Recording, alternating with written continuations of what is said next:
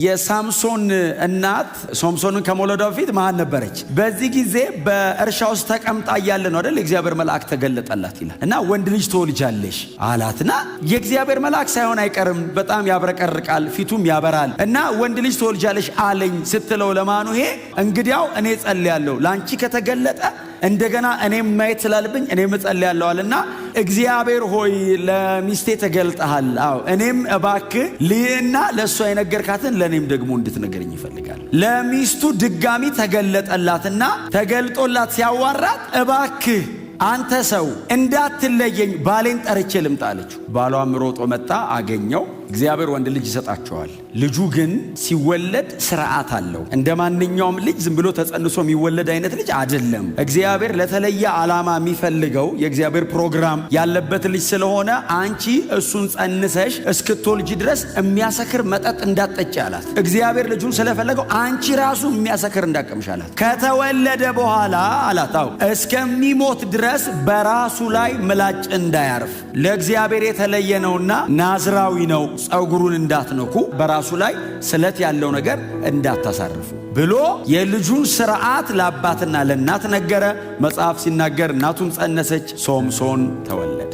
ማኑሄና እናቱ እግዚአብሔር ይሄ ልጅ ከመጸነሱ በፊት ነግሯቸዋል። ናዝራዊ ነው፣ የኔ ነው፣ ለእናንተ ብቻ ሳይሆን ለራሴ ምን የሰጠኋችሁ የሚያድገው ለእናንተ ደስታ ብቻ ሳይሆን ለእኔም ክብር ነው ብሎ እግዚአብሔር እስራኤልን ከፍልስጤም አገዛዝ ነፃ ለማውጣት ይህንም ብላቴና እነሱ ቤት እያሳደገ እንደሆነ ስለገባቸው በቤታቸው እግዚአብሔር ላስቀመጠው ፕሮግራም ሲሉ የሚፈልጉትን እየተዉ ያማራቸውን እምቢ እያሉ ብላቴናውን አሳደጉት። በ19 ዓመቱ ሲያድግ በጾርዓና በኤሽታኦል ሸለቆ መካከል በዳን ሰፈር የእግዚአብሔር መንፈስ ሊያነቃቃው ጀመር ይላል። እግዚአብሔር እላዩ ላይ ኢንቨስት ያደረገበት ኃይል በሰው ልጅ ታሪክ እንደ ሶምሶን እግዚአብሔር ኢንቨስት ያደረገበት ሰው የለም።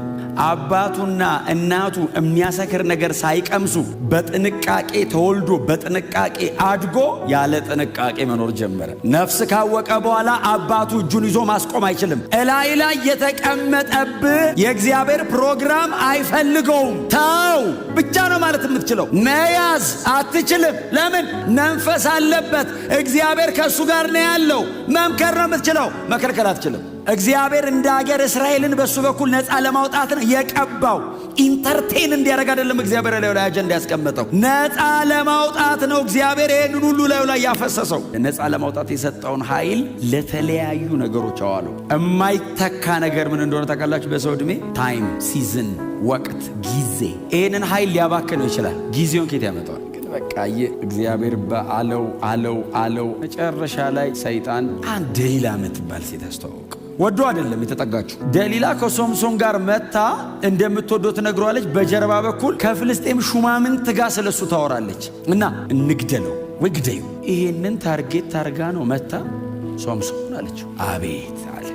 ምን ባረግ ነው ተራ ሰው የምትሆነው አለችው። ምን ባረግ ነው እምገል ስትለው በእርጥብ ጠፍር ማንም ሊቆርጦ በማይችል ጠፍር ግጥም አረጋችሁ ብታስሩኝ አልችልም መነቃነቅ ሲላት፣ አየ ለጠቅላላ እውቀት አይደለም የምትጠይቀው፣ አደረገችው። ቀጥሎስ መጡበት ስትለው ብጥስጥስ አርጎት ሲነሳ ዋሽተኛል። ከዛ እንደገና ስራ ላይ ባልዋሉ አዳዲስ ገመዶች ደበን አርገሽ ብተ አሰረችው። መጡበት ብጥስጥስ። ከዛ ሶስተኛ ሰባቱን ጉንጉን አብረሽ አስረሽ በሰባት ችካል መሬት ላይ ብትቸኪው መነቃነቅ አልችልም። አየ ኮቨናንቱ ጋር ተጠጋላት። የልቡን ሁሉ አውጥቶ ነገራት። የመጨረሻውን ቃል አወጣ። እነዚህ 7 ጉንጉኖች ናዝራዊ ስለሆንኩኝ ምላጭ ነክቷቸው ያውቅ። እነዚህን 7 ጉንጉኖች ከራሴ ላይ ብትላጫቸው እንደ ማንኛውም ሰው ተራ እሆናለሁ። ከዛ መጽሐፍ ሲናገር እንቅልፍ እንደያዘው እርግጠኛ ስትሆን 7ቱን ጉንጉን ከፍልስጤም ገዢዎች አስመጥታ አስላጨች።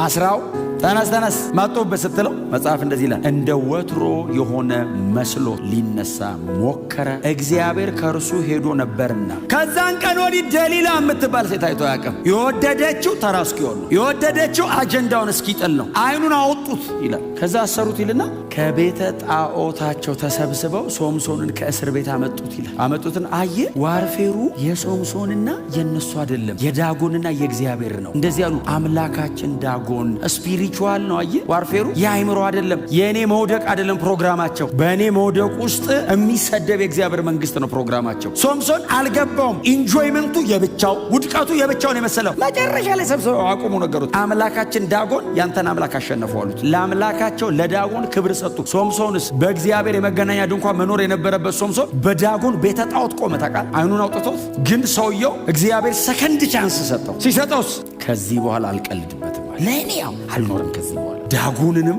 ተከታዮቹንም አጥፍቼ ልሙት ብሎ እግዚአብሔርን ለመነ ይላል። ሲጮህ የእግዚአብሔር መንፈስ በላዩ ላይ ሲወርድ ምሰሶቹን ይዞ ጮኸ ይልና ይዟቸው ወደቀ። በሕይወት ከገደለው ይልቅ በሞቱ የገደለው ይበዛ ነበር። እግዚአብሔር በሰጠን ዘመን አገልግለነው እናልፋለን። ከዚህ በኋላ የእግዚአብሔር ስም በቤተ ክርስቲያን መሰደብ የለበትም በእኛ ምክንያት። እግዚአብሔር አንድ ልጁን መስዋዕት ያደረገበትን ወንጌል እግዚአብሔር በእኔና በእናንተ ዘመን ስታንዳርዱን አስጠብቆ